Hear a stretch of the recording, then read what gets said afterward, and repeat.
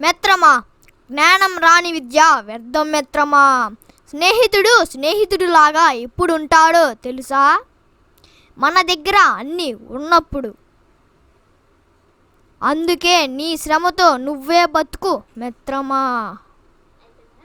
కానీ నువ్వు కష్టంలో ఉన్నప్పుడు నీ వైపు ఉన్నవాడే నీ నిజమైన స్నేహితుడు మిత్రమా. గుర్తుంచుకో మిత్రమా.